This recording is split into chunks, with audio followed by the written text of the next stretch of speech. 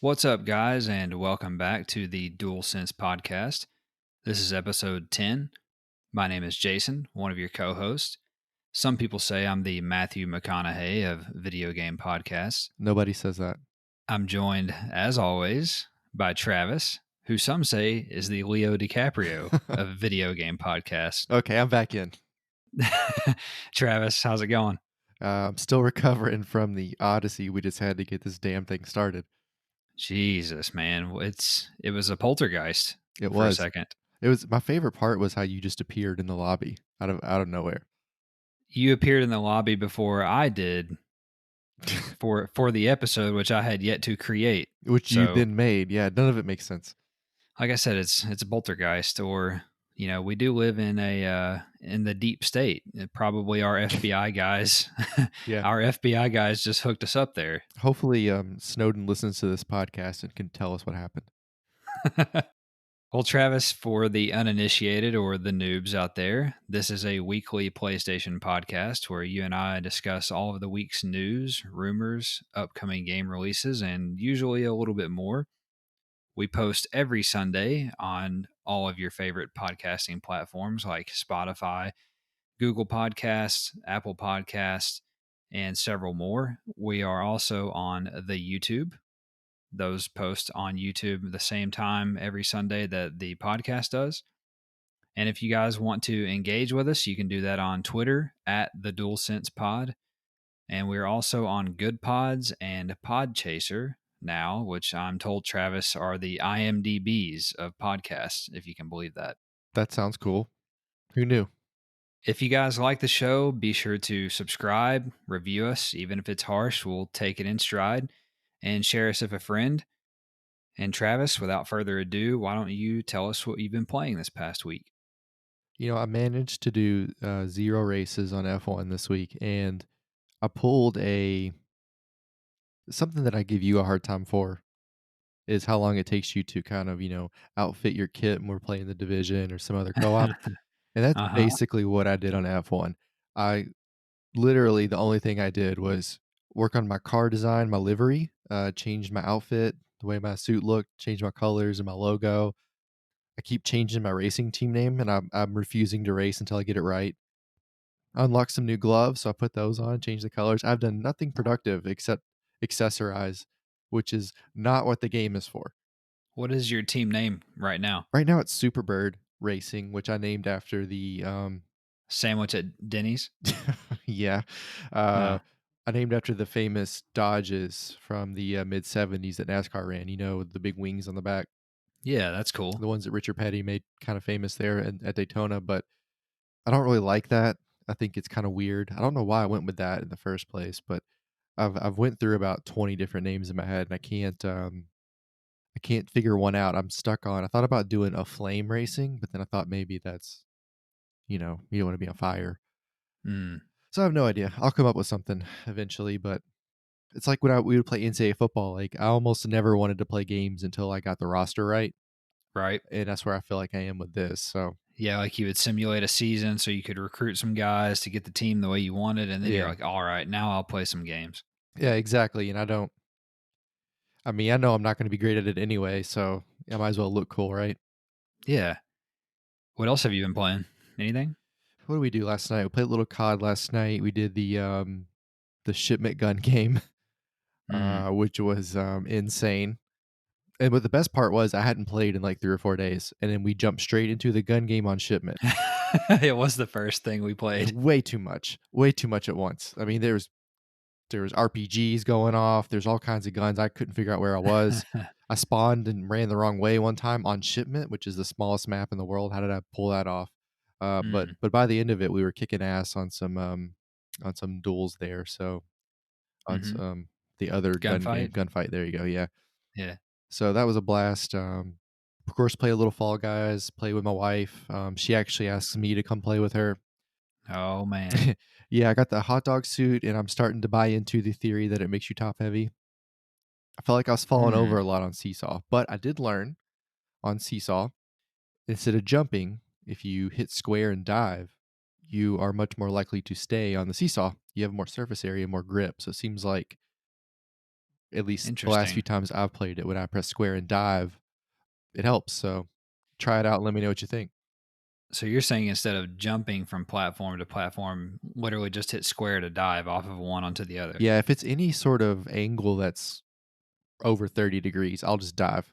Anything over that, if I jump, I always slide off the bottom or I'll land on somebody. When I've been diving, even if I land on somebody, I just knock them out of the way, and then I'll just Mm. land and get up. It's pretty cool. That's I'm gonna have to try that. And then the other thing I've been playing, and I think we both have to eat a little crow on this, is the Avengers beta. Mm. Tell me about it. More fun than I expected. I thought it was going to be almost Lego-y, like a Lego Star Wars or something. Something I wouldn't enjoy. Not that the Lego games are bad. I've played a few of them. They're not bad, but it's just not what I want to play. And Right.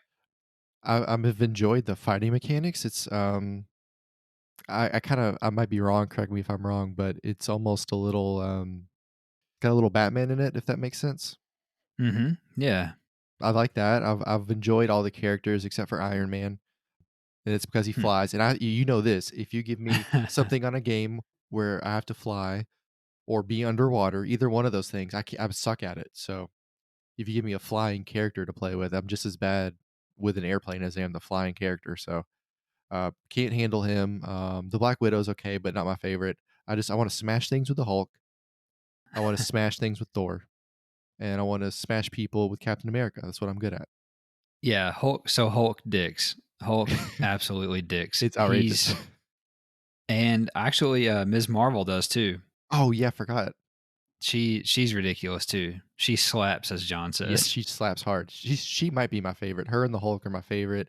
I told you I went into like I guess my superpower of the superhero, and I kicked a Mm, guy off of off of a level, and it was amazing.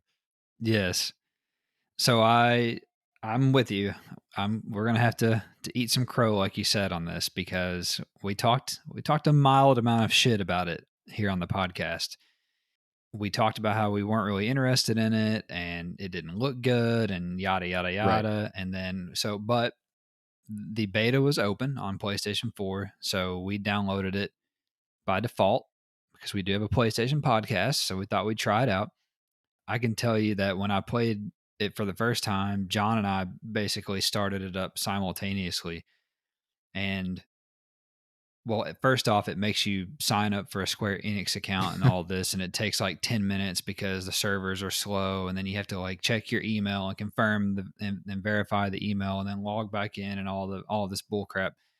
So when we were just talking, still talking shit up to that point about how making us, create an email account for a game we're going to play for 10 minutes and, ha ha ha, and all this stuff. Naturally. So then we get into the game. John and I are playing for like 10 or 15 minutes, and we're both kind of like, dude, this is kind of dope. And, especially the first part of the beta where it's kind of like the story scripted, like, on rails or whatever, where Yeah. you're playing with all the different characters. Yeah, yeah, yeah. But, but even after the fact, when we were playing it, we were just kind of like, man, this is really cool. Like, I don't know. It's like you said, it's got a little bit of that Batman Arkham combat, and it's a pretty game. It's not like the best looking game I've ever seen, but it's a really pretty game. Right, yeah. You can tell that it's going to look really good on the next gen consoles. Mhm. And I don't know, I'm like you. I just like the combat, the way it feels, and you're just kind of like destroying guys, and you have all the powers and stuff. Right. And then the fact that you can co-op it with your friends is cool. So Well, part of it is it does have a button masher type feel to the combat, but the yeah, extra powers you get, there's definitely a strategy in when you deploy them. And that's kinda, like, takes it to the next level for me. If it would've just been button mashy, I'd been like, "Okay." But right. that next level of actually having to think ahead a little bit, that's part of the reason I like, Miss Marvel and, the Hulk the best is, I can plan better with their specials, if that makes sense. Like, with Iron Man, I was just lost. Right. I don't even think I used Iron Man's. Does he become like giant Iron Man or whatever? Is Um that what his is? No, no, his is the chest Right, beam. yeah, yeah. And you can shoot out of the That was hand and pretty stuff dope. like that. Yeah. I'm surprised you didn't like Iron Man. I actually really liked Iron Man. Even the flying part of it, the flying was basically just like Anthem. Right. It literally was just like Anthem, the way it controls. Nice to see Anthem gave us something useful. Yeah, it was a good thing. It felt good. From the beta, well, I guess you were able to play as all 6 characters. I think I enjoyed Captain America and Hulk the most, Mhm. but I actually liked all of them. Like, I'll play as any of the 6 whenever Yeah. when we play together. I'm cool with all of them, but I'm kinda leaning toward Captain America, so Just don't make me be Black Widow. I'll be fine with anything else. You did say you don't like her because you didn't feel like she was very powerful, or you just had to shoot the pistols a lot or whatever, so It's not that's part of it is the pistols, like, I have enough shooter games, like, I right. wanna do I wanna do hand-to-hand stuff or use the shield or whatever. The Hulk smash is a great time. Right. Well, you're right. We were wrong on that one. I think we're both in our own ways believers in it now. And I think maybe for me personally, that might be part of the reason why I enjoyed it so much is because my expectations were low. I True. feel like that's always the way whenever your expectations are low for something or whatever, and then it actually is good, it kind of Right. wows you a little bit. So I'm excited about it. It's gonna be fun. And then of course there's the fact that they're going to give us Spider-Man as a free character Mhm. later on PlayStation, and We can carry over our progress, and it'll be nice to get the band back together.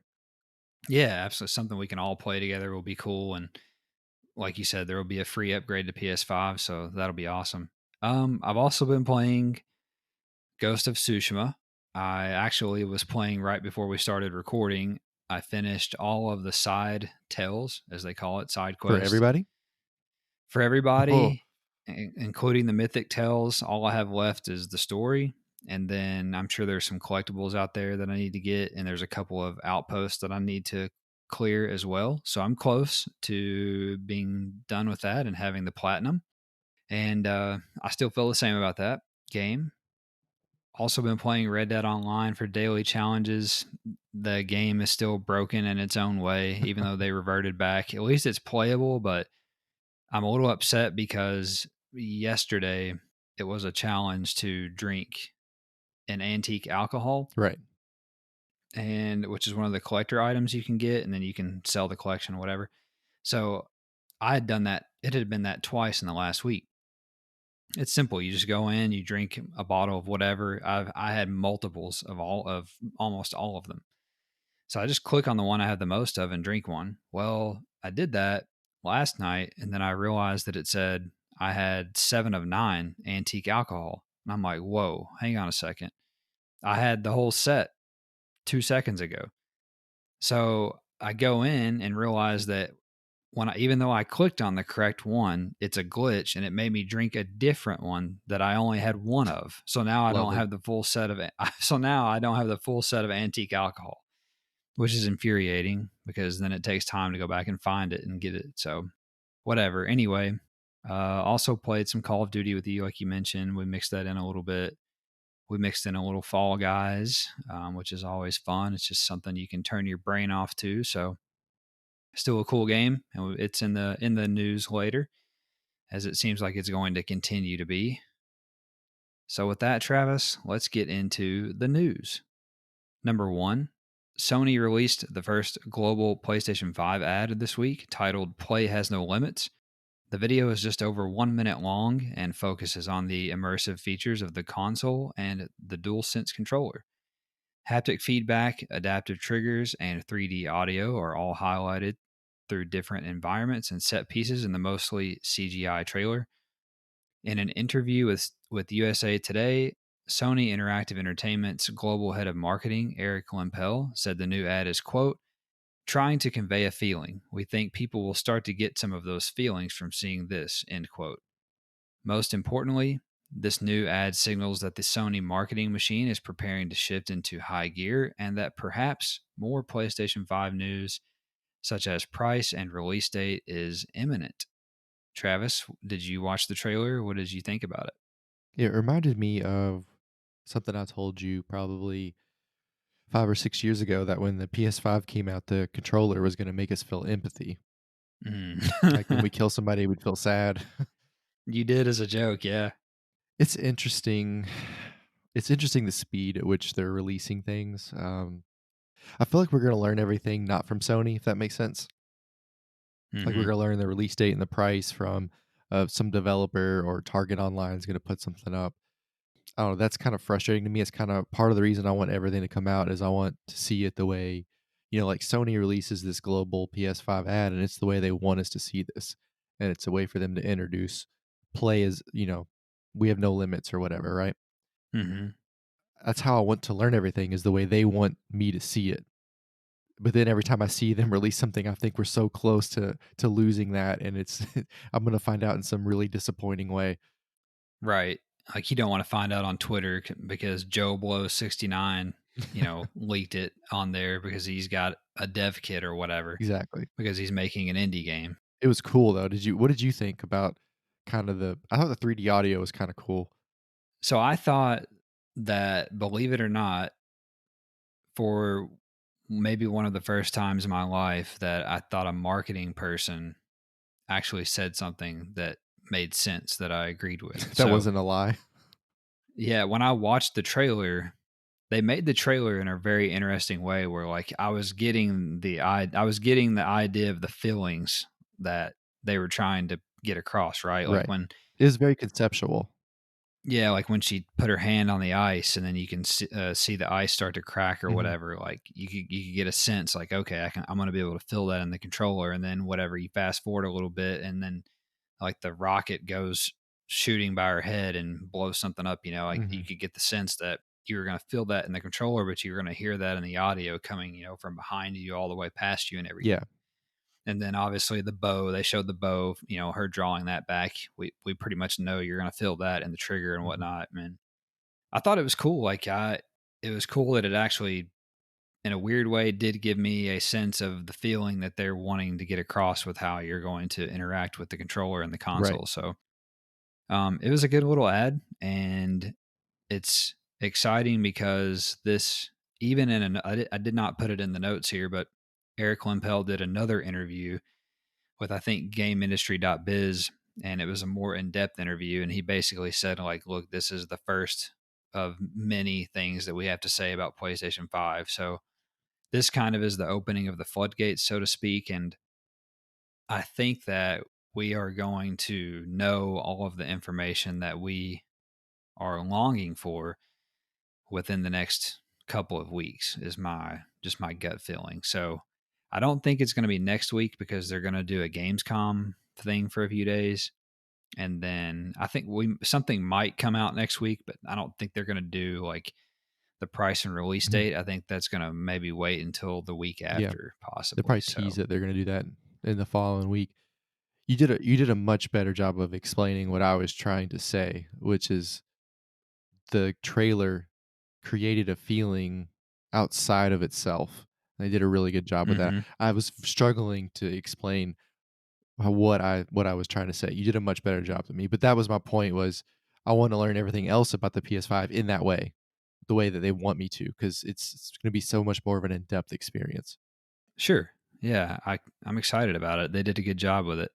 This leads into number two, Travis. Following the release of the Play Has No Limits ad, a new post on the PlayStation blog expanded upon the immersive features of the DualSense controller in particular, with several developers providing new examples of how the DualSense is incorporated in their games.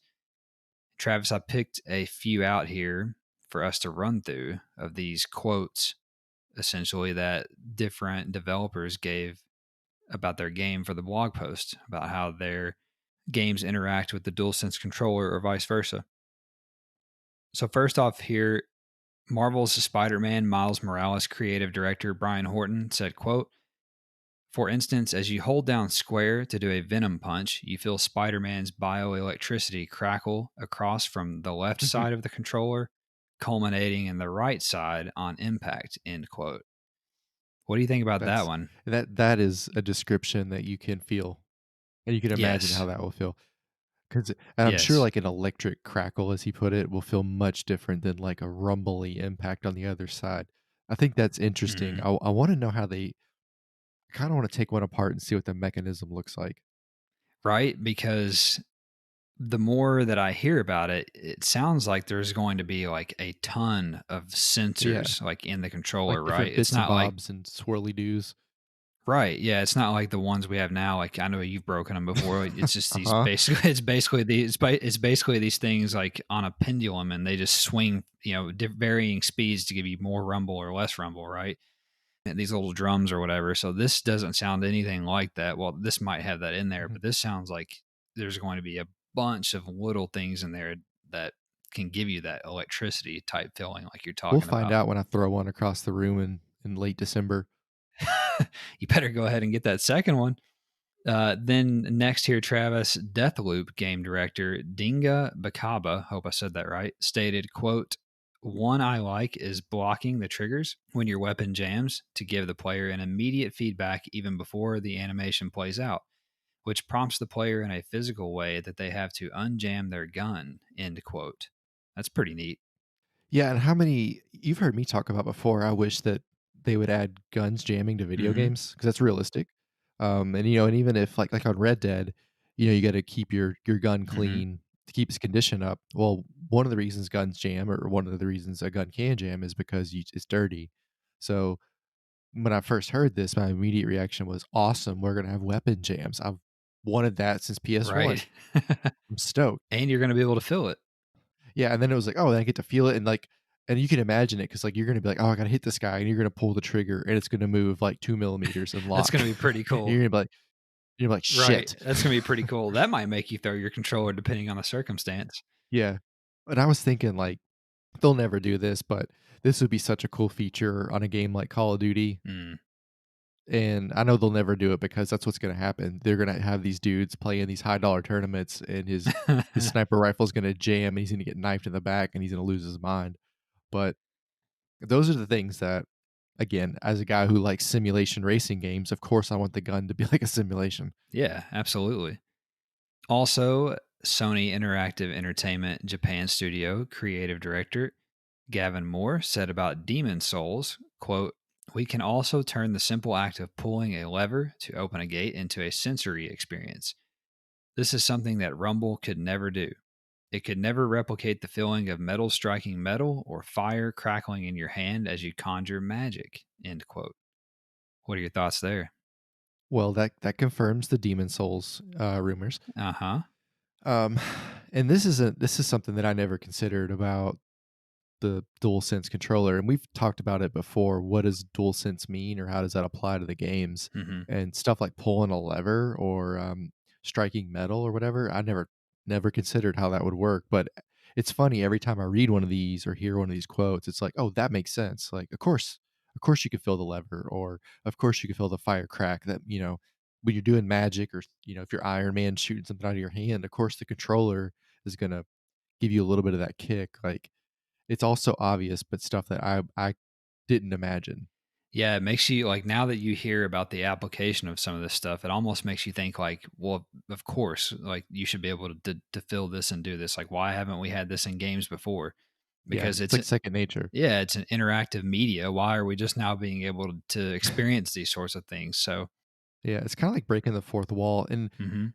Yeah, one of the things that stood out to me was the fire crackling in your hand. Like, I wonder, I'm really interested most of all from his quote of is that what he said about fire crackling in your hand and how that feels and how that's going to play out. And it's you got to assume it's going to be in games like you mentioned, Marvel's Avengers, like Iron Man. You'll probably be able to feel him like shooting, right. the pulses out of his hands and everything like that. So that's going to be super cool.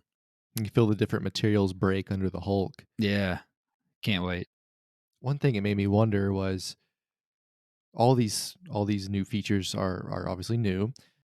Do you think, maybe Demon Souls comes out and it would normally be like a 6 out of 10, hypothetically. Mm, Don't freak out and yell at me about saying that about Demon Souls, but let's just say it would get a 6 out of 10, but when you add in the 3D sound and the controller moving as you do stuff, does that make the game suddenly an 8 out of 10? sure. Yeah, I think absolutely. It's the same for if sometimes if a game is ugly, but the story's really good or vice versa. Like if the story's really bad, but the gameplay is good and the graphics are really gorgeous. Right. Yeah, absolutely. Yeah. It could be a literal game changer. Yeah. There you go. I like it. I'm here all day. We also heard from Ratchet and Clank Rift Apart creative director Marcus Smith, who stated, quote, as you pull the trigger, you'll fire from one barrel, and you can feel resistance around halfway down the trigger.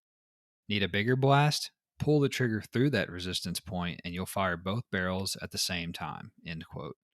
What about that? That sounds pretty cool. That sounds awesome. And you've shot a gun before, so you know how different different weapons have different resistance on the triggers. Mm-hmm. That this obviously could piggyback off a Ratchet and Clank. That's going to be another awesome feature. Like when we play Call of Duty, Mm-hmm. you're going to be able to feel a light machine gun versus the pistol. It's going to completely change things. Or like now you can get a lightweight or heavy duty trigger on your pistols. I really hope that, yeah, I really hope these third parties, adopt this stuff and kind of grab onto it. And it seems like some already have. For instance, Right. we mentioned Marvel's Avengers, and they have come out and already said that they're going to use the DualSense features. So they're just one of a couple to have. So that's in Deathloop, which is third party, Right. I'm glad that these people are so much more creative than I am. right? And finally, Travis, we heard from your boys, Polyphony Digital, President Kazunori Yamauchi. Hope I said that right. Had this to say about Gran Turismo 7. Quote, I think the most effective use of the adaptive trigger is for representing the operation of the anti-lock brake system while braking. A typical ABS releases brake pressure intermittently while the driver applies pressure to the pedal. The adaptive trigger is suited for recreating this pedal feel, and it will allow the player to accurately feel and understand the relationship between the braking force they want and the tire's grip. End quote. So talk to me here. Kazator Kazatori. Kaz I started to say Jim Cantori. Kazunori did a great job of explaining ABS there. Hats off to him. My reaction to that is, who's playing Gran Turismo on a gamepad? Mm. No real racer is, right? Right, Right, right, guys? right. You can't be out here. Get out of my way. No, he's right though. That's something that you can feel. As part of the reason you have a sim rig is you feel that relationship on the brake pedal anyway with the setup, and especially if you have load cell brakes. But that's another topic. But um, adding that to the gamepad should make people faster on the gamepad. And there are some very fast people on the gamepad anyway. A guy actually qualified for like the world finals on a gamepad a couple of years ago. But Wow. um, and it makes the game more accessible for somebody who maybe wants to try an online race but doesn't have a wheel. It makes it easier for them. So it makes sense. One of these days, Travis, if this podcast gets big enough, we're going to do a bonus episode with you, and we're going to try like hell to get Jimmy Broadbent, and you can just interview Jimmy Broadbent for an hour, and we'll do a bonus episode. So That would be amazing. if any of you racing nerds out there want to hear that, you got to share us with one of your friends so we can get some more subscribers here, so we can Yeah. Get Jimmy on. We'll probably have to pay him. That's fine. We'll figure it out. Number 3, Travis. Ghost of Tsushima is getting multiplayer. What a Let's surprise this week. go. What a surprise this week. Developer Sucker Punch Productions announced on Monday via the PlayStation blog that a new multiplayer mode titled Ghost of Tsushima Legends is coming to the game later this year as a free download to owners of the game on PlayStation 4. Legends is a separate experience from the story of the main game, quote, with locations and enemies inspired by Japanese folk tales and mythology and an emphasis on cooperative combat and action, end quote. The new mode is designed for 2 to 4 players, allowing online play with friends or randoms through matchmaking. It will include 4 character classes: Samurai, Hunter, Ronin, and Assassin. Story missions that increase in challenge will be available for parties of 2 players, while wave based survival missions will be available for 4 player parties. A 4 player raid will also be coming to the Legends mode after launch. Holy shit, Travis. Shout out to Sucker Punch for delivering a beautiful, complete game in a pandemic and then Mm, turning around a month later and telling us we're going to get multiplayer. Yeah, that was a bomb. That was I mean, a mic it's a drop. it's a mic drop. And then this is now basically a launch title game again. Mhm. 'Cause you Mhm. gotta think people, if they're on the fence about this, I don't want do I wanna buy a game that's only one story? It's only one playthrough with no more playability. You just Mhm. added a whole multiplayer thing. It just opened the door to like hundreds of more, maybe, hundreds of thousands of more gamers. You can't help but think that they're going to, while this is going to be as a download with the main game, if you own it, whatever, you can't help but think that at some point they're just going to make it a standalone download, Right. right? You think so? Yeah, which I mean, I would, even Yeah. if you even if you charge 19.99 for it, like perfect. Like I don't know. Based off of the game itself, $20 for that is a that's a deal. Absolutely. So I can't wait. This sounds awesome. It does. The Hopefully, survival missions sound awesome. The increasing yeah. challenge is like the Division kinda. Mhm. Um, and then, these mythical folk tales, like, we're gonna be fighting, like, these dancing dragons and these ghosts. It's gonna be wild. Yeah. Hopefully meet you and John, and I guess Jacob has it too. He's just never played it. So hopefully that'll be another game we can play together this fall. So it sounds like it's going to be a cooperative end of the year here. Number 4, we've been thrown for a death loop, Travis. That's our second dad joke of the podcast. uh, you're welcome, podcasting world. Developer Arcane Leon announced on Tuesday that the upcoming PlayStation 5 first person shooter has been delayed out of the holiday 2020 window and into quarter 2 2021. The release from the studio read, quote, "The health and safety of everyone at Arcane Leon remains our top priority. As we've adjusted to work from home, we found that delivering this new and exciting experience at the polish and quality level that defines both an Arcane game and a true next gen experience is taking longer than normal." End quote. What are your thoughts on this? Well, it reads like, it's a health pandemic issue that's delaying this, not a Hmm. quality of play, or, they had a bunch of people under investigation like Ubisoft. So Hmm.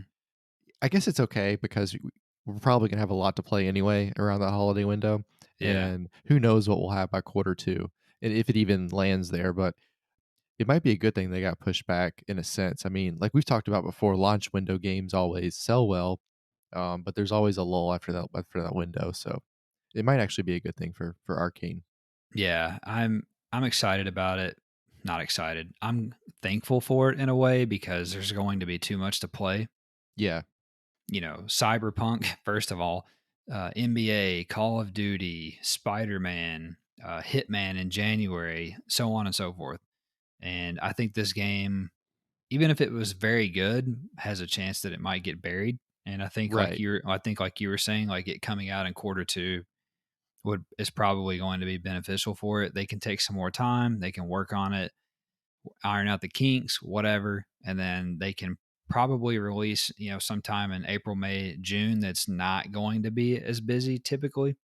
There probably will be a game or two that'll be big, but It'll be different. but it's not going to be Call of Duty and Cyberpunk and NBA. I mean, Yeah, those 3 games alone right there, and Spider Man. Those those are four top games. that's top 5 of the whole year. Yeah, exactly. Those 4 games are gonna be in the top 5 the whole for a year, so I get it. It's I think it's gonna be smart in the end, so and we'll see how it turns out, but I think it's gonna be fine. Number 5, the Demon Souls remake may be coming sooner than we think. Website Gematsu reported that Demon Souls was rated in Korea on August 13th, which typically means that a game's release is relatively imminent. Gematsu also noted that the only other PlayStation 5 game that has been rated in Korea at this point is Spider Man Miles Morales, which is due out at launch of the PlayStation 5. Elsewhere, PlayStation Universe also reported that industry insider Imran Khan, in response to a question regarding Demon Souls on Twitter, stated, quote, "As far as I know, they had always been targeting launch/launch window," end quote. What do you think about this? Think if there's where there's smoke, there's some fire? It's hard to bet against Korea in the game rating. Why does Korea always have the game rating? Dude, the Korean games rating board or whatever the hell it is, they are forever leaking Like, what is games. that about? Are they leaking them on purpose just to make themselves famous? Like, is there another board in, like, Canada that has it, but they're, like, tight-lipped? I don't know. I really don't. I'm gonna have to look into it more because this happens a lot with them. It's just strange. Hmm. I think that it's going to be a launch game, or if it's not a launch game like November, I think it's going to be a very soon launch It'll window be right game. there. Yeah, like December, January, maybe February at the latest. But usually when a game gets rated, I mean, that means you're months away. So, Yeah, you're getting close to gold. yeah, exactly. So I think this is tipping Sony's hand a little bit. And this kind of goes back to what you were talking about a little bit earlier about you want to hear what Sony has to say and what they want to tell us about the PlayStation 5 and the launch games and whatever. So Right. here we go. Yeah. This is the first little nugget that's been leaked out basically that they're going to have to you can pretty much take this to the bank that this is going to be a launch game. I mean, this doesn't just happen, you know. Mhm. So this is all the more reason for them to hurry up and get this show on the road. It's like the opposite of what you want from the government. Like, you don't want just what the government wants you to know. You want Right. you want leaks. You want Edward Snowden. Second Snowden reference of the pod. What's up? But from like PlayStation, like you want them to be in charge of their brand or their product or their games, because as you're about to go talk about on the next point, some Mhm. uneducated fool can throw stuff into the wind and it can take off. Number 6, Travis, the PlayStation 5 may not be struggling with 4K after all. Website PlayStation Universe reported that one of the purveyors of the recent scuttlebutt, Reset Era user and noted Resident Evil leaker Dusk Golem, has backtracked on his comments, stating on Twitter, quote, "Unfortunately, I'm not educated enough to know the specifics," end quote. When asked by a user if he could talk specifically about where or what the issues are with developers trying to achieve 4K. Furthermore, developer Team Kill Media, who is creating the upcoming PlayStation 5 first person shooter game Quantum Error, which looks cool, Yep. replied to the rumors on Twitter stating, quote, "Not sure where this quote comes from, but it didn't come from us. Quantum Error is currently running at 4K, 65 to 70 frames per second, unoptimized. We will be hitting our goal of 4K, 60 frames per second," end quote. What are your thoughts here? It makes me want to, like, my head is on fire, like a little angry guy from Inside Out. Yeah. Like, why are you talking? Like, as soon as somebody calls you out, you say, "Well, I'm not educated enough to know." But when you said what you said in the first place, when he came out and said that they were having all these issues, you're Hmm. taking the position of somebody who's educated. So if you have inside information, then by default, that makes you seem educated. So when somebody asks you for specifics to prove your point, you don't have any. You're no better than a street performer. You're just yelling into the wind, and then because you have so many followers, or you're a quote unquote a notable Resident Evil guy, suddenly Mm. it's big news. Like, that's a fucking joke. This is 2020 in a nutshell. It 100%. Some guy tells some story, a borderline lie, and then I love that the Quantum Error developer comes out on Twitter and in reply to this Twitter thread and basically says, "This isn't true." I love it. And they did it in the most diplomatic, professional way. Yes. I want to scream at the guy if I was them. Yes. And it's not. Look, there might be a grain of truth to this that some developers just can't figure it out. Fine, that's cool. But if you're going to put out the original tweet about it, then you should at least have something to back it up, or at least have something. Like, even when sports writers say, "Hey, I heard the Knicks are having all this internal struggle," and somebody comes out and says, "Okay, well, where's your information?" They say, "Look, I can't talk about it, but this is what I was told." Naturally. He can't even do that. Hmm. Just say you made it up for some clout. Exactly. This is going to happen so much more as we get close to the launch. Number 7, the next generation version of PlayStation VR is confirmed to be in development, according to a job posting by Sony. Website DualShockers reported the listing is for a person in charge on the VR headset project, and that it specifically mentions, quote, "development of head mounted display for next generation VR," end quote.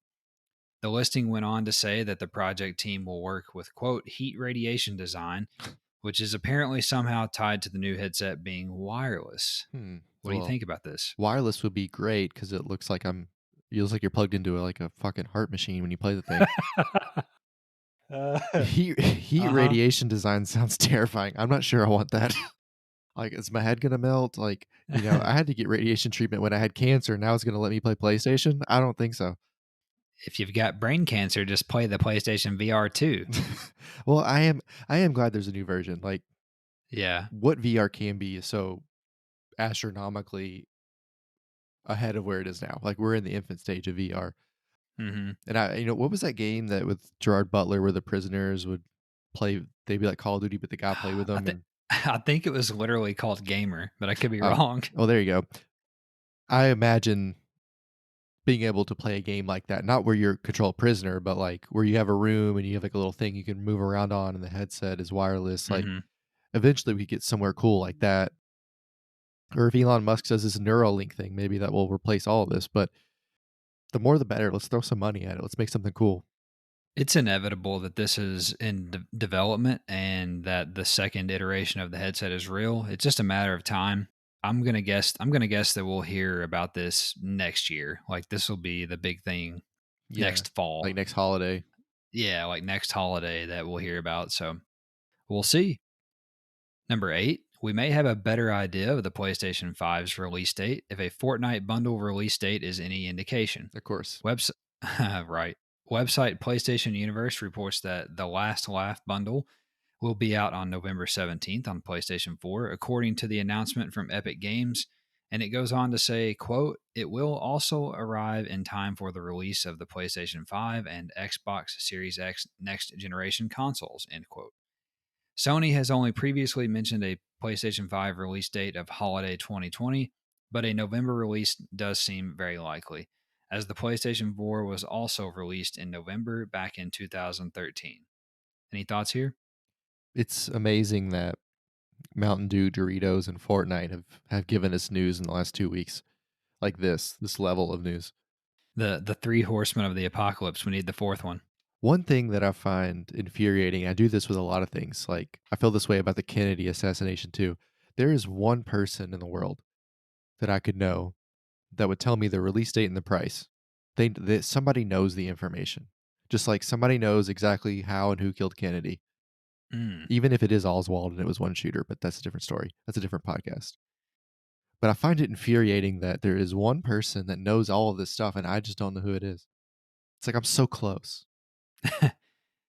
So the rumor mill says that Xbox is going to release their console on November the 6th or the first week of November, Right. which is going to be is typically historically or at least recent history has been on a Friday. Hmm. It seems pretty much a foregone conclusion at this point that Sony is going to release after Xbox, if that rumor is true, because obviously they're not going to release the same week. Hmm. So with the Fortnite release date for this bundle of the 17th, that gives you two dates. It's either November the 13th or November the 20th. Not to mention the 27th is Black Friday. So that's all you've got. It all might come down if you want to put all of your stock on the PlayStation 5 release date into Fortnite. If you really want to tear into this, you can look at the wording of this. It says it will also arrive in time for the release of the PlayStation 5 and Xbox Series X. So, I mean, if the way I read that is in time would The be 20th. the 20th, but then it goes on right after that. It says and the Xbox Series Right. X, which we think is already going to be out by that point.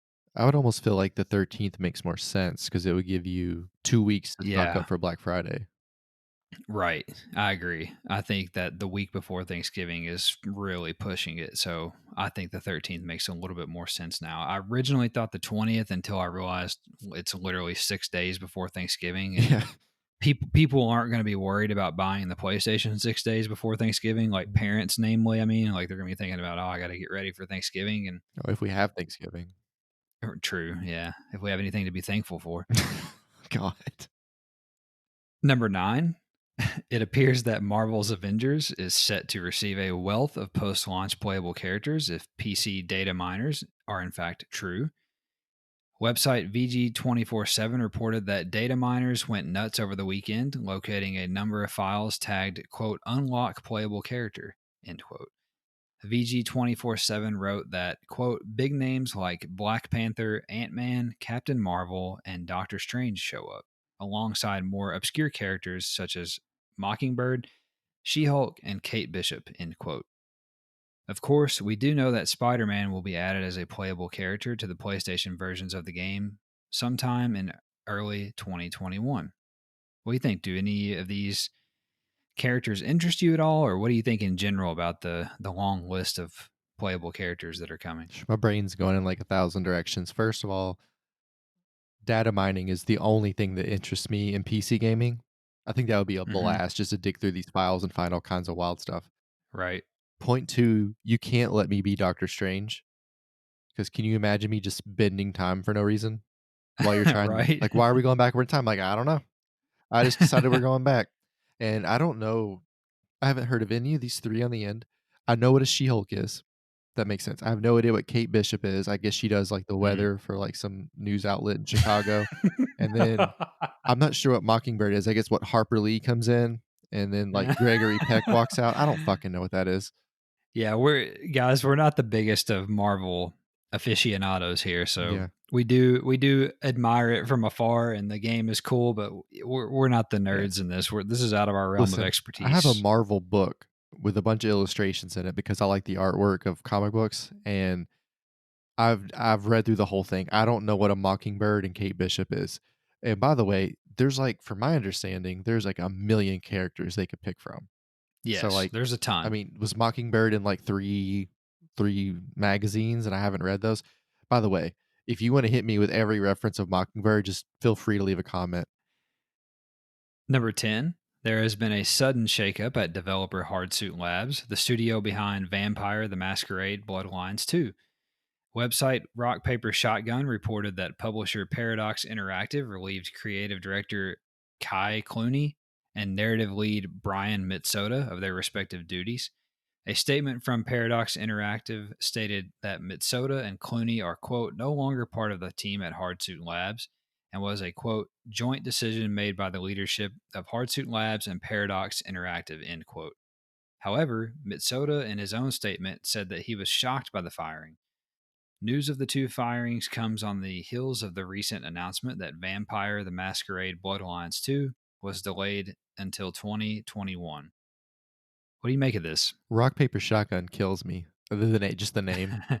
It's a great name. So I like the idea that they announced they come out, Hardsuit comes out and they say, "Hey, we're delaying this till 2021," and nobody tells Brian or Kai, I don't know. I'm Kalal, lost there whatever, too. and nobody tells them. They're like, "Why the hell is this thing delayed?" And then it's delayed because they fired them. And they didn't know what was going on. My initial thought is they must have been doing some sort of inappropriate relationship together, but that's because Ubisoft has scarred me. Right. By the way, we're a podcast. That's speculation. I have no idea if that's true. Don't sue me. We're a podcast. We speculate. That's what every podcast does. Who knows, man? It seems like it's hard to say if the delay was the cause of the firings or the firings were the cause of the It's delay. such a weird timing. Yeah, it's hard to say. So we'll just have to wait and see. But that is some pretty big upheaval because that's the creative director and the narrative lead. So those are two big losses here in the final stretch of development. That doesn't look good for the game. Number 11, the rumor of a new Prince of Persia game has come back to life yet again, as website Gematsu reported that Guatemalan retailer Max has listed a game titled Prince of Persia Remake for both PlayStation 4 and Nintendo Switch, with a November release window. Bloomberg reporter Jason Schreier essentially confirmed the veracity of this leak as well, saying on Twitter, quote, video game retailers sure love leaking Ubisoft surprise announcements, end quote. What do you think about this one? Did they leak all of their issues, their human resources issues? Also, is Prince of Persia a Marvel character? You would think at this point. I mean, look, again, we got stuff leaking ahead of time that we probably shouldn't know about. A Guatemalan retailer. What a weird. All of this is strange to me. This whole point is weird to me. You got a weird retailer. You got a guy taking shots across the bow about video game retailers. Like, there's just a lot. There's just a lot going on. Mm-hmm. I gotta say, this is the first time that I've ever heard of a Guatemalan retailer leaking a game.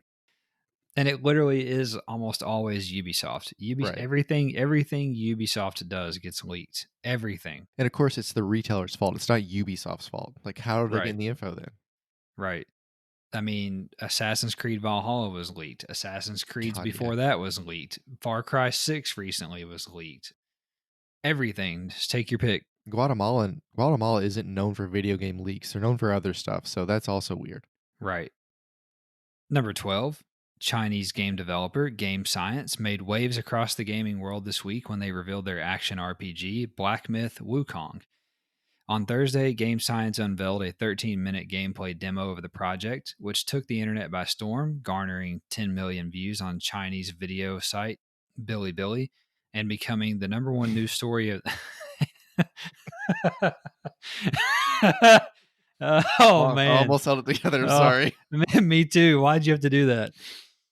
Whew, okay, we're back and becoming the number one news story of the day on the world's largest gaming website, IGN. In a later social media post translated by a Reset Era user and reported by IGN, Game Science founder Feng Ji said the studio released the video to help attract more employees to the project. And he also asked fans to, quote, forget the footage as it doesn't represent their best work, end quote. In their reveal, the developer did state that Black Myth Wukong would be coming to mainstream consoles when it is ready. Travis, did you look up this video at all? Oh yeah, and when I first saw the video, I thought my initial reaction was, "Why haven't I seen this before?" And then I realized what it was. You know what I mean? Like, Yeah, it seems like it was so developed, even though he says it doesn't represent their best work, which is a right. total Japanese. Sorry, it's a total Chinese quote. Like, I feel like every Chinese company will tell you that this isn't my best work, but check out this perfect sword. Right.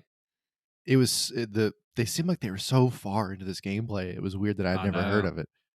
Yeah, nobody had really. This is I mean, they literally just were like, "Hey, check out our game. Like here's 13 minutes of gameplay," and everybody just like had their face melted basically. So, It's not Ubisoft, so that's why nobody knew about it. right? It didn't get leaked by a Guatemalan retailer. You're right, but it looked cool, like the big staff the guy had, and I think it was the Yeah. beginning of the video, wasn't it? Yeah. And just the fighting, the combat looked really cool, and it like I don't know, man. It's awesome. Let's go. Let's put this on the list. I'm ready. It looked to me like a mix of like Dark Souls, God of War, the new God of War, and Dynasty Warriors. Right. Fair enough. Yeah, it looked cool. I'm gonna keep my eye on that. They they claim that they're deep into development on it, so we'll just have to keep our eye out for it. And they got one of the guys from Dynasty Warriors to start Game Science. Yes, they sure did. Man, that got me good. Number 13, Travis. We also have several news nuggets here that we need to get through. As always, we don't have to comment on all of them, but we may jump in here on a few. The first nugget here: Fall Guys has amassed nearly 16 million players on PlayStation 4, according to website GameStat. Their trophy data shows that 15.4 million players have earned at least one trophy in the game. Also, developer Mediatonic will unveil Fall Guys Season 2 on August the 27th. What do you think season 2 involves? Like, is it new boards? Is it new? Well, obviously there'll be different skins. I'm sure we'll get Mm-hmm. like a season 1 specialty pass, but or skin. But have Mm-hmm. they made any hints? Not that I've seen, but I think that everything is on the table. I would say probably a new game at least, and obviously a new season full of cosmetic stuff. So, Yeah, I'm glad that they've tweaked the last tweak where you can't play 2 team games in a row. hmm I thought that was a nice touch. yeah, absolutely. Also, Travis, after days of teasers and code breaking, it has finally been officially announced that Call of Duty Black Ops Cold War will be revealed on August 26th inside Call of Duty Warzone. And I relegated this to a nugget because I didn't want to put it in the main news because I'm tired of hearing about it and they've taken too long to reveal this game. Also, website Eurogamer reported that a deleted Amazon UK listing revealed that a Need for Speed Hot Pursuit Remastered may be on the way and could release on November 13th. Push Square reported that rock band Linkin Park received a DLC song pack for Beat Saber on PlayStation VR. Rest in peace, Chester. Developer IO Interactive announced that Hitman 2's multiplayer Ghost mode will be shutting down on August 31st, and that the upcoming Hitman 3 will not include the mode. I'm a little surprised and disappointed that the ghost mode didn't play out the way I'd hoped it would. Yeah, it sounds like it didn't go that way for anybody because they're Yeah. ditching it. It sounded so cool when we first heard about it, and like it was going to add this whole layer of depth and challenge to the game, because obviously it's challenging in and of itself, but when you can play kind of against a different set of rules that your friend can do something weird and you got to kind of match it, it seemed like such a cool idea. It's just weird that it didn't work. Also, Travis, website DualShockers reported that JRPG Tales of Arise has been rated in Australia and Brazil, hinting at a possible early 2021 release after it was delayed out of 2020. Developer Crows announced that. You counting crows there? Yes, I am. Dad joke 3. Developer Crows announced that the Stanley Parable Ultra Deluxe development update, Jesus, What is that? I don't know, has been delayed for consoles to 2021. Gamatsu reported that publisher Jagex has signed a deal with developer Flying Wild Hog, who are the creators of Shadow Warrior, to create and launch a new living sci-fi multiplayer action RPG in 2021. Gamatsu also reported that side-scrolling action platformer Fallen Knight will come to PlayStation 4 in Q1 2021. That 3D adventure puzzle platformer Onarike will release on PlayStation 4 in Q1 2021. That a DC supervillains themed bundle, Fortnite: The Last Laugh bundle, will release on November 17th for PlayStation 4 and PS5. When I read the Last Laugh bundle, I thought we had reached the end of Fortnite, and I was disappointed to learn it's just a DC supervillain pack. Right? It's really not The Last Laugh. Gamatsu also reported that 2.5D puzzler Sense, a cyberpunk ghost story, will launch on PlayStation 4 and PlayStation Vita this fall. That Untitled Goose Game will receive a 2-player local co-op update on September 23rd. That Dungeon Crawler Going Under will release on PlayStation 4 on September 24th. That action adventure game Torchlight 3 will release on PlayStation 4 this fall. That 90s internet simulator Hypnospace Outlaw will launch on PlayStation 4 on August 27th. That co-op railroad building game Unrailed will launch on PlayStation 4 on September 23rd. That Commandos 2 and Praetorians HD remasters will release on PlayStation 4 on September the 18th.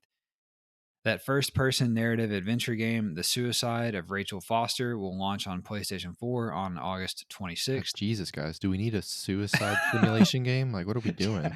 No shit. Like, I'm gonna try it And out. This is a toaster. This is a knife. No, this is a knife. For Rachel Foster's. Even better. God, we killed that one. Oh, Does that count as 4 dad jokes? Okay. yeah. Okay. Sorry, guys. And finally, Travis Gamatsu reported that Crisis Remastered will release on PlayStation 4 on September 18th. And that is all for the news. It's time now to get into the new game releases for this week. On PlayStation 4 this week, we're getting or have gotten Air Hockey, the Alto Collection, Arcade Archives Burger Time, Arcade Archives Lightning Fighters, Banner of the Maid, Big Dipper, Cave Digger, Darkestville Castle, Escape from Tethys, Even the Ocean, Fairy Tale, Fuzzball, Gleamlight, Golf, Horror Adventure, Hunt, Jigsaw Abundance Cyberpunk Bundle, Kawaii Dethu Desu, no idea, Manifold Garden, I Metamorphosis. can't remember what Manifold Garden is, but I remember thinking it looked cool. It's apparently on another platform, but I saw some chatter on social media about this. Apparently, it's a very good game. And then, Metamorphoses is basically like that Kafka book where you're a bug and you kind of learn your new, I'm serious, and you learn your new, like, you're like, oh, I'm in the world with my new traits or whatever. No way. Yeah. We're also getting Mortal Shell, New Super Lucky's Tale, Norman's Great Illusion of Tanks and Demons 3, The Office Quest, Pathfinder Kingmaker, Peaky Blinders Mastermind, PGA Tour 2K21, Port Royale 4 in Europe only, Prehistoric Dude in Europe Only, Rusty Gun, Samurai Jack Battle Through Time, Spiritfarer, which looks awesome, Sword Art Online, Alicization Lycoris. How many freaking times are we going to read this A shit? lot of like choruses. Being Alicized. Thief Simulator. And Thief Simulator is the game I'm excited about. Is it really? Yes. Have you read anything about it or looked I into it a know. whole lot? I know zero about this. Okay, it's literally a thief simulation. Like it's an open world sandbox, right? Hmm. And you can lockpick into houses. They have these things you can cut open window, like a perfect circle in the window, and crawl in. You can go in through vents. You could like take guitars, TVs. You could take them to the pawn shop to get money. You can steal No cars way. and drive the cars and then crash the cars. It reminds me of Heist. Uh huh. You know how the game kind of looked and felt, and like you could see your hands when you moved around and stuff.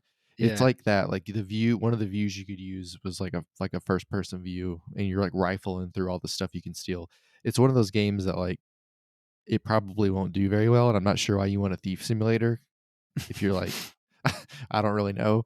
You got to practice before you go thieving. Yeah, and like the cops can chase you and shoot at you and stuff. It's pretty wild, but I might have to look this up. yeah, it looks fascinating. Like it's a game. I wouldn't pay $20 for it, but I would consider 9.99. Like it might be worth just goofing off on for a little bit. That's awesome. I might have to look this up. We're also getting Through the Darkest of Times, Train Sim World 2, Tidvog Vir Nymond, which I read last week. I don't even know if I'm saying that right. That guy plays for Borussia Dortmund. He does. We also received UFC 4, Zero Strain, Zombie Driver Immortal Edition, and we also have a PlayStation Vita game this week, Kawaii Dethu Desu. And that is all for the new game releases this week. Travis, let's move on to our final segment here. For our blast from the past this week, you and I decided on discussing another beloved favorite of ours and a beloved favorite in general, I think, SOCOM on the PlayStation 2, the Yes, sir. original SOCOM on the PlayStation SOCOM 2. 1. Correct. SOCOM 2, Travis, was the first game that I played online Right. multiplayer for. Right. Yeah. I do remember that was a PS2. It was. Do we have to have the adapter for that back then? Yes, I read to I did. I had to have the network adapter for it. I read today that the OG PS2s you had to have the network adapter. Right. The slim PS2s apparently had a network or Oh, you can go had a straight LAN port. cable. Yeah, you could go That's LAN right. cable. Yeah, yeah. So I remember that now. Mm-hmm. Travis, this was also the first game that I utilized a headset for, Oh yeah. both for communicating online, but also because in the single player, you could give your teammates, your AI teammates, voice commands for Right. them to follow. That's so cool. I wish we that God, they should still use that more. I know. There's only two games that I ever remember playing that used it. One was SOCOM, and the other was Tom Clancy's End War, which was Really? a real time strategy game. Oh, that makes sense. SOCOM was an awesome use of that mechanic. Right. Like still to this day, I mean, maybe not. I don't know. It's hard to say that for sure, but I bet it doesn't hold up too bad. Like if you went back and played it now. Yeah. The only game I can use a mechanic like that on is the new F1 game. You can talk to your crew chief while you're driving. You can get race updates. You can change your tire strategy.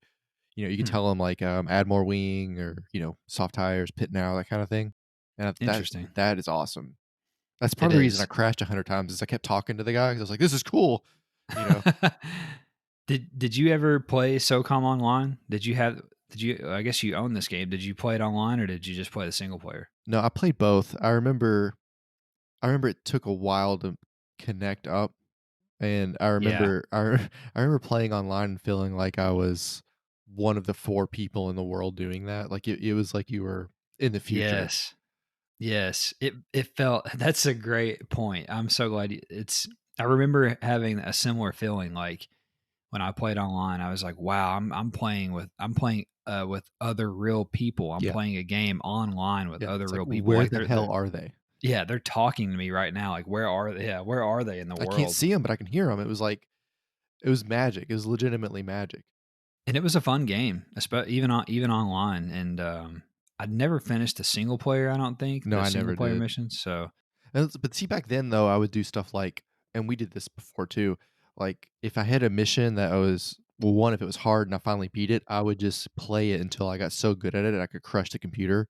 right. Or if I liked a level, I would just play it over and over and over again. Yeah. So you did not play a single player with the headset at all that I you don't remember? remember doing that. Mm. So I remember getting a headset just so I could do that with this game because it was on the box, I think, at the time. Right. And so I got a headset. I got like the truck driver headset, basically Like with one, yeah, yeah. with the one ear. And it was really, I mean, I remember it being pretty intuitive. It would be like, Alpha Team, go to. Yeah, that's right. Because you had two teams, you had Alpha and Bravo. Yeah, it'd be like Alpha Team, go to. Rally Point, Zulu. And they'd take off running. Like it was awesome. And then it would just have these drop down menus as you were doing it so you Oh could yeah. see what you were saying. It was That was so dope, cool. man. You know It what's was dope. crazy is that it was probably partially developed to recruit people to join like the Navy. Right. And then just like assholes like us were like, cool game, man. What else you got? Like, not even interested, didn't take anything from it. Alpha, Zulu, Tango, Foxtrot. My One of my biggest highlight memories of playing that game, I don't know if you'll remember this.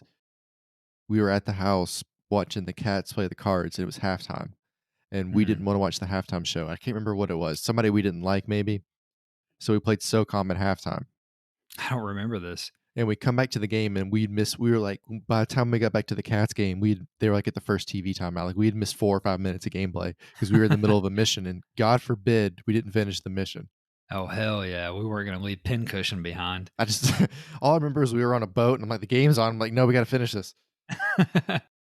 So, Travis, let me read a little bit about SOCOM U.S. Navy SEALs from the wiki here for the folks at home. SOCOM U.S. Navy SEALs is a tactical shooter video game developed by Zipper Interactive, the now defunct Zipper Interactive, and published by Sony Computer Entertainment exclusively for PlayStation 2. It's one of the earliest titles for PlayStation 2's online service in North America.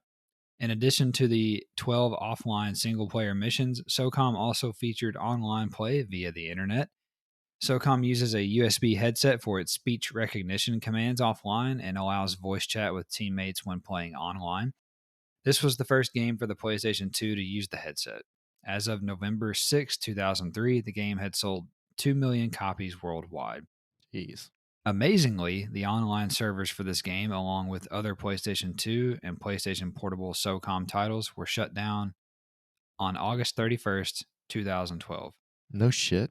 Not until 2012. 10 years. Yeah, they kept the servers up for those. I wish I had known that.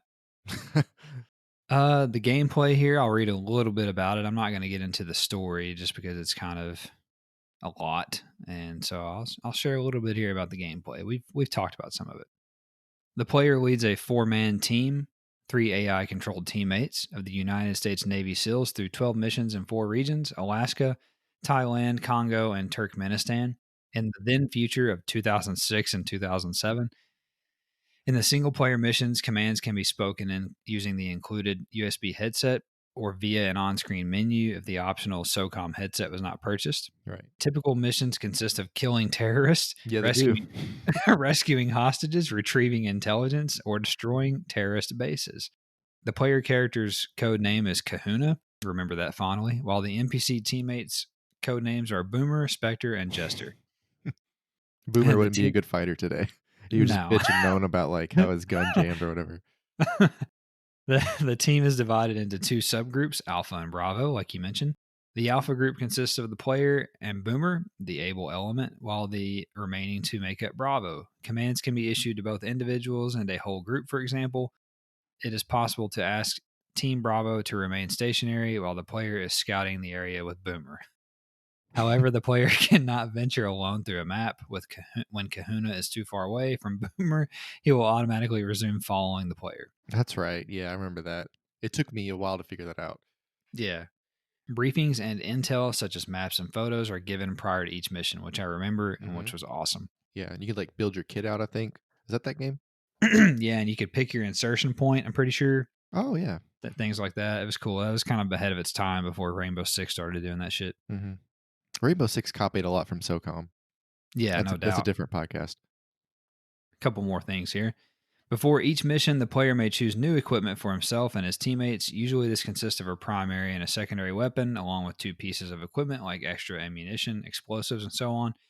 However, on some missions, it is required that a team member carries a particular piece of equipment, such as C4 for destroying walls or vehicles. Characters are very vulnerable to enemy fire and may die after just a couple of shots. Right, yes. I Depending remember on where that. one, yeah, depending on where one is hit and what weapon is used, it is required that at least one teammate survives along with the player. If not, the mission fails. At the end of each mission, the player is given a rating based on stealth, accuracy, and teamwork. These these ratings are alphabetical, with A being the highest grade. Mhm. Once the game is completed for the first time, the player unlocks a higher difficulty and can try to complete the game again and again with a progressively higher difficulty. In the online play category here, just one paragraph here about the online play. Online players choose one of two sides, SILs or terrorists. Maps consist of three types: suppression, which is team death, extraction, where you rescue hostages, and demolition, where you capture a satchel and destroy the opposite team's base. SOCOM, US Navy SEALs, and SOCOM US Navy SEALs Confrontation, and SOCOM 4 US Navy SEALs for the PlayStation 3 are the only games in the series that do not support LAN play. In addition to the specific game type, any of the three game modes may be won by eliminating all members of the opposing team. The online features of the game, however, are no longer accessible, as we just mentioned. So, Travis, that's SOCOM in a nutshell. What are the 2 teams you said you could be online? SEALs or terrorists. I'm only hearing 1 team, baby. That's right. America. Our V8 motors. So, Travis, that's all for our blast from the past. SOCOM, a beloved game of ours, and maybe one of the most fondly remembered games from the PS2 era.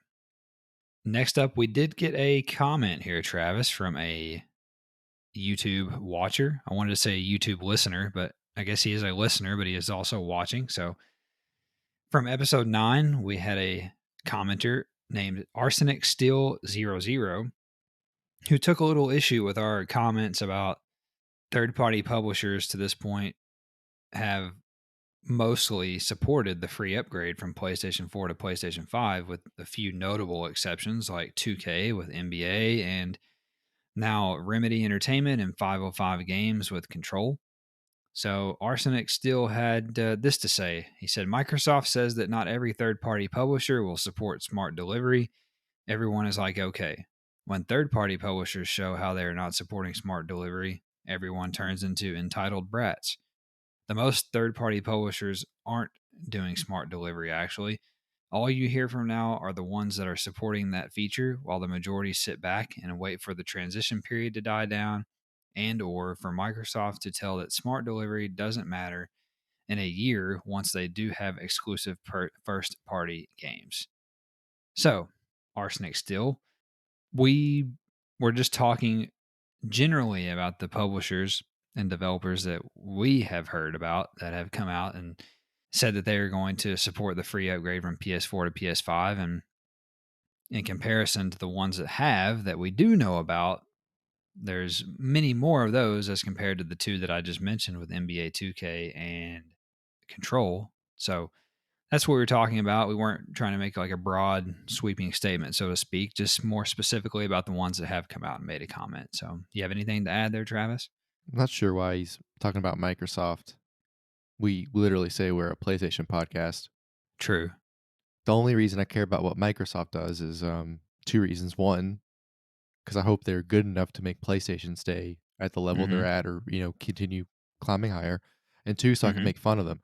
So I don't really know what his point is. If he's saying that Microsoft said these things about their parties as opposed to PlayStation, maybe he's just making a counterpoint, and that's fine. Look, I mean, it's a podcast, it's our opinion, and you don't have to agree with it. That's cool. But Sure. if you're going to comment on our page, at least make a coherent comment so I can understand what you're saying. Because I feel like he's saying one thing, and then the more I read, I kind of get lost, and then I kind of come back to where I thought he was, and then I'm at the end, I'm not really sure again. Sure. Uh, cool. Yeah. maybe arsenic still is, maybe he's not English as his first language, so we'll give him a little bit of a No, and he benefit is of the right. doubt there. In a year, it's not gonna matter, but, Yeah, absolutely. if it's gonna take Microsoft a year to get exclusives and they have bigger issues to worry about, then, you know, what can transfer and can't. Right. And as we've seen, the way that Microsoft seems to want their games to be able to play on both consoles, Mm, it almost correct. that makes it more difficult for these developers because the consoles are so different. Right. So, Absolutely. look, on one hand, I understand the argument of we should have a free upgrade. And, that makes sense on one hand. I've already bought the game. So I feel like I should be able to upgrade to my new system for free. I own the game already. And then the other side of the argument is, well, technically it's a different game because it's on a different system and it had to be developed differently because the systems are so different. And, there's a cost to that. So you having to buy it again covers that cost. So look, I see both sides of the argument, but everything we do doesn't have to be about capitalism. Sometimes you do things because they give you Right. goodwill as a company or it's just the right thing to do. And Right. my opinion is giving somebody a free upgrade once they bought the version is the right thing to do. Now, it might not be the right thing to do from a monetary perspective or a capitalism perspective. And, I'm not a socialist and I'm not a communist. I'm just saying I think sometimes this is a nice thing you do to build goodwill because people will that will reflect in the future. People will trust you as a developer more. That's just my opinion. I could be wrong. Here's a good example really quickly. So NBA 2K has said that they're not going to give you a free upgrade from PS4 to PS5 unless you buy the Mamba edition, which is $100. Okay, that's fine. I'm not going to buy the PlayStation 4 edition and then turn around and buy the standard edition on the PlayStation 5. Right. That's my choice. On the contrary, Codemasters has said that they're going to give you for Dirt 5 a free upgrade from the PlayStation 4 to the PlayStation 5.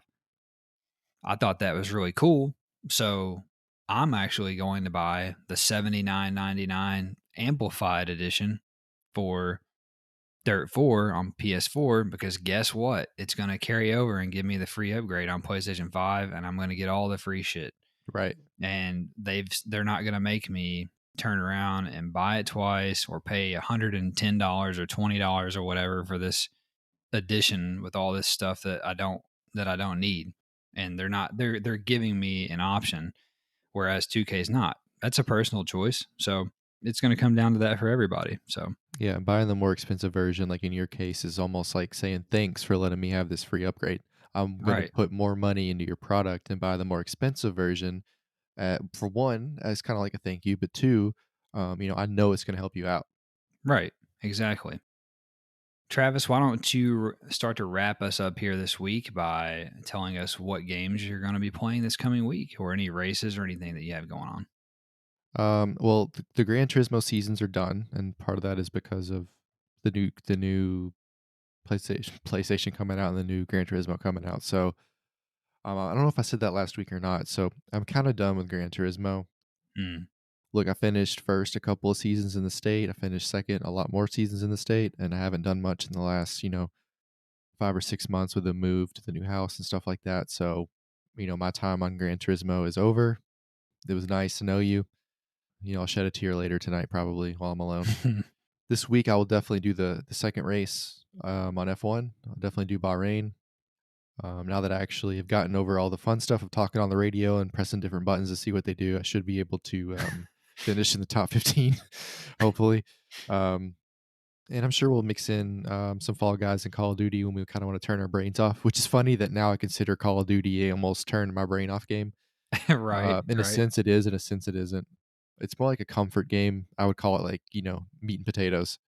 But I am excited about the Avengers beta this weekend. So hopefully everybody will be on. I know Mm. Jacob won't be ready till tomorrow. So hopefully tomorrow night and Sunday night we'll be able to, you know, get some time in on those missions.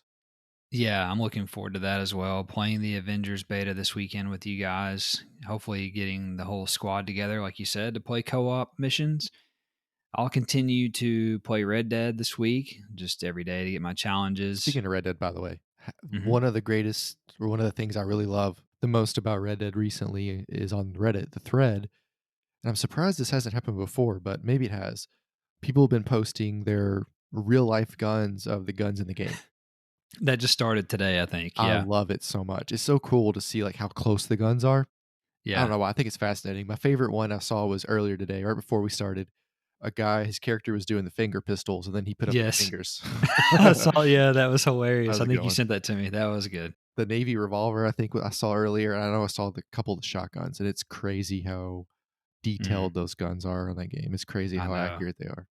I know. It's awesome. I love it. So I'll play that per usual, get my daily challenges, and I'm sure we'll play some Fall Guys, mix in some COD here and there. And then my big goal this upcoming week is to finish Ghost of Tsushima and to get the platinum there. I'll definitely have it done by the end of the month, which was my goal. So finish that off, polish that off, so I can be ready for Avengers. Since I'm we're ready to see where you rank it. we'll talk about that definitely once I'm done with it. We'll Okay. discuss our review of it, non spoilerish.